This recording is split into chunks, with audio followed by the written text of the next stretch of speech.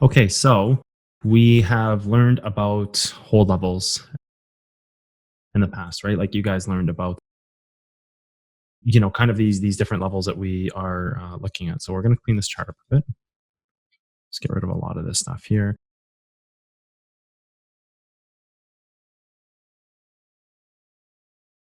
Need any of this information here? It's all kind of at a mute point now. Even these ones here, I believe these are no longer relevant, and this one can go. We can kind of just only keep the relevant stuff on our chart, and that's fine.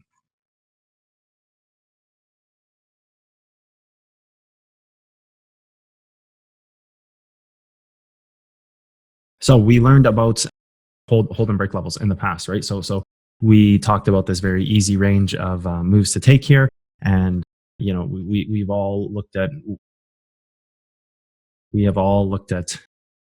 this chart flipped upside down like this. So we've all done this, and we've flipped this chart upside down and seen that that was the backside of the leg in the future. Get rid of these. Get rid of that one there. And we've all seen these levels in here, and how this is feeling the move in that direction, and so forth and so forth. Now we're going to talk about when we had done this prior. We had found all these great levels back here to trade. We found this one here, and then there was this here, and then this down here was never hit, but there was another range in here that was hit somewhere around here. Anyways, it doesn't matter. We found all these different ranges that we were looking at. So what you guys didn't realize you were doing is going after different types of hold levels. So what you guys didn't realize that you were doing was going after what's called front and backside legs. So when we have moves, okay, I'm just going to do this real quick. When we have moves, we always have kind of the front and the backside of a leg, right? Like we always have parts of the move that define the backside and the front side. So we looked at this. We'll move forward a few candles, and that's fine. Maybe we'll just go to the daily here to see kind of what this looks like. So we always looked at what would be the front and back side of these legs, right? So at this point here, you had the front side, and at this point here, you had the back side of the move, right? So this is the front side of the move, and this is the back side of the move. So BS and FS, backside and front side, right? So two different types of hold levels now that we're talking about, not just no longer just what are the untested hold levels? I mean, we already learned about untested hold levels and how they work, and what that means. So when we are actually going and talking about these levels, we have to start defining them in terms of front and back sides of legs, right? So we're going to do this, and we're going to put this as front side. So you can see it here on the right side of the screen there. It says front side. This guy here as BS, which is backside. So we have two levels. We have the front side and the backside. So what you guys know is that the back sides of legs, they cause these big bounces, and the front side of legs are kind of these greedy levels. So we've kind of talked about this a little bit, but not defined it into a deeper criteria, right? So we've seen already this be the back side of the leg, this be the front side of the leg. As this move develops, and this gets tested and this gets tested, so you have the front side of the leg here gets tested and the back side of the leg here gets tested, you are now going into a deeper range, right? So this front side actually goes here in the move, right? The front side goes here, and the back side of the move goes to here, right? So now or I should say it's right here. So now we're going to leave it there for this example. So yeah, the backside of the leg, which was the front side of the leg in the past, becomes this, and the backside becomes that, right? So now you have the backside and the front side of a leg. So now you have two different types of legs, and we've always had these, and we've always learned about them. It's just defining them, just like this would be the front side of the leg here, and this would be the back side of the leg here, right? It's about identifying what the hold levels mean, because we have different types of hold levels. So we already talked about this. We learned this in the past. So that's fine. We can leave the past in the past. We'll look at more relevant information. But just to know that we have two different holds, and that this is what we've talked about in the past, defining this backside and defining the front side, right? What we called them before, one was a strong level and one was a greedy level, right? So strength versus greed, right? In these moves. So that's how you guys know them, as one is greedy and one is strong. But what we need to do now is further define the criteria in which they make sense, right? So now we can kind of go and we can look at this move here. We can kind of just go and take some of these levels off here and just simply, okay, that's fine. We can leave a few trends here. That's not a big deal. A couple trends aren't going to kill us. So now we can look at this move. Actually, you know what we're going to do? We're going to remove these trends. That's fine. We're going to remove them. They're just going to clutter up the chart. You have Ray, and which one is this one? That's not the right one. I want to leave that one. That one we can remove. This one we can remove. We can remove this, and we can remove this. So when you look at this move, you first start by looking at it and saying, okay, you have a valley here. Okay, so this is like the valley that breaks the move. So you've got a 4-hour valley, and we're going to color code this 4-hour because you guys are going to have to kind of follow along exactly what I'm doing here. So we color code this valley here. So we know that this is kind of the break of the move and what's going to dictate this thing moving up even further and further and further, because the move is already broken, and now you're starting to create an origin level or an accumulation cycle. So now you've got to find kind of what's protecting that leg. So in order to start defining these moments, right, front side and back side legs, we always start by marking kind of the leg of the move, right? And then you're going to go into your move and you can see, okay, there's the leg of the move. Where can we find the valleys that protect the move, right? So simply you would have the backside of the leg right here, right? So this would be the backside. And I'd even, go through time frames here and see if there's, obviously there's going to be nothing on the 4-hour because there's just nothing there. But, inside of this, you're going to have the front side and the back side of this leg of the move, right? So this is the break level of the move. And then you're going to have something like this. You're going to have the back side of the move, and you're going to have the front side of the move, right? So the back side of the move will bounce it off, like just like we talked about in the past, right? So, and we can even label these. So this would have been the back side of the leg, right? So we're going to color these a different color because we want to backside for BS, and that's over on the right side of the screen here. And we're going to do front side right here, front side of the leg and the back side of the leg. So in the past we talked about what do these do. One is going to try to hold a move through trend, and the other one is going to try to bounce the move, right? Like strength versus greed, right? In these moves, strength versus greed. So what you see here when you look at this move and you go back in time and you take a look at what happens, we know the backside of a leg is going to bounce the move in a big way, right? Like that backside of any move or the we call them strength and greed levels before. The strength level, which is the stronger part of the move, is going to bounce it hard, as to where the greed level is going to try to hold it. And if it can continue to hold it and break trend, it's going to use that to fuel trend. So in this moment, you hit the backside of the leg, and just as it's supposed to, it causes a huge reaction, right? Like that's what we know the backsides of legs to be, as the strong parts of a move, right? You have the valley that protects the move. So you have the break level here that protects the move. And then you have two sides of the leg, the backside and the front side, right? So you have the backside and the front side of the leg. So the backside of the leg does exactly what it's supposed to. It causes a big bounce, just as the level of strength, as we've talked about in the past. So that's fine. That starts. And then once that's gone, you then have the backside and the front side of this leg, as to where you're in this is already tested. So now you're in the backside of the front of the leg, right? So this is the front of the leg, this is the back of the leg, and this is the backside of the front of the leg. Okay. So this would be kind of like backside, front side legs here. So then you can walk through this move, see where the front side gets hit, which is going to try to hold the move down over time through trend, right? Like that's what it's supposed to do, right?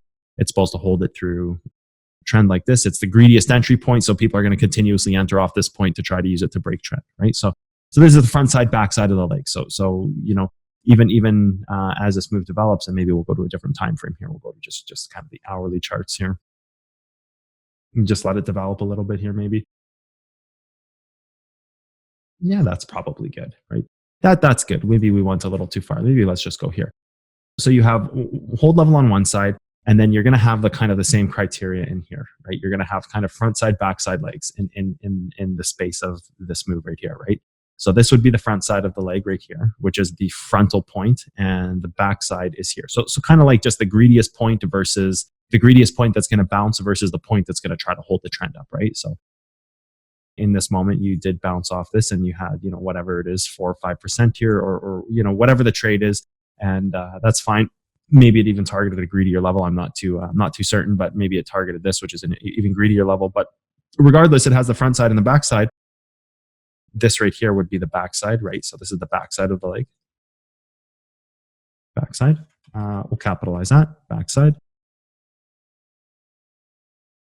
This would be the front side, right? So then you kind of have something to work with here. You kind of have this, this is going to try to hold through a trend, right? A trend later on. We'll just, for this example, we're just going to draw it from here to here. That's fine. I'm not sure if this is the accurate trend, but we're just going to, this looks about right in this moment anyways.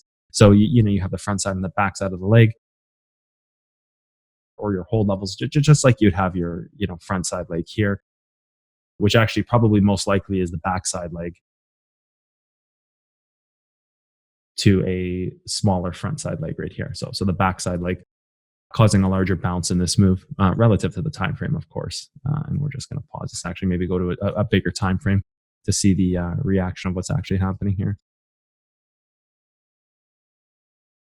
And then even down here, you'd have front side, backside. Like right here, you'd have we called this the front side because it was the front side of this backside. But now, actually, we need to go and find the greedier entry points, because this would actually be the backside of the leg in this moment. So you'd have this right here, which we're calling it the front side at first because it was the front side of the back leg, right?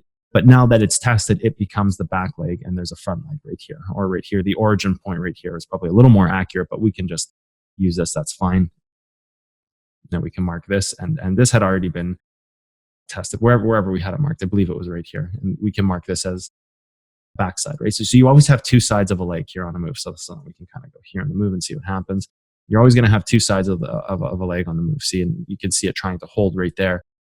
It's holding its range, and it might even went after something even greedier in here. I'm sure there's even an even greedier point in this move that it went after, which would be right here, which would be the final greediest point in the move, the front side of the leg, the kind of the final greediest point, right? So always kind of that push and pull between greed and bouncing, right? The backside and front sides of legs as to where this is the backside that gives it the strength in the move, and this is what needs to hold through trend in order for it to break up. So then 5069 or whatever it is here kind of becomes the piece that's holding up this entire leg right here. Like there's nothing left on this leg. If we were to go into this hourly chart, mark out where the move actually starts, it starts right here, and maybe we can see it on the 4 hour as well. The move starts right here, actually on the 4 hour. So we need to find the greediest point inside of that.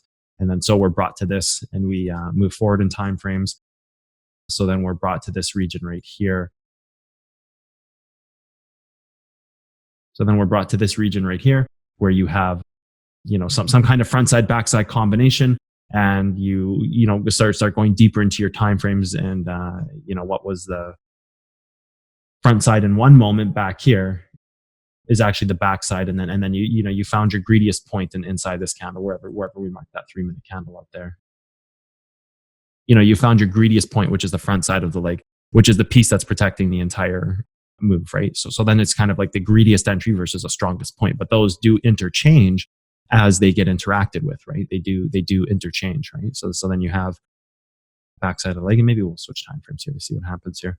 So then, oh, they didn't want to see that. What we want to do is we want to go back to, I believe it was this moment in time. Come on. We want to go back to this moment in time where that 5069 level is hit. We can just see the progression of the move.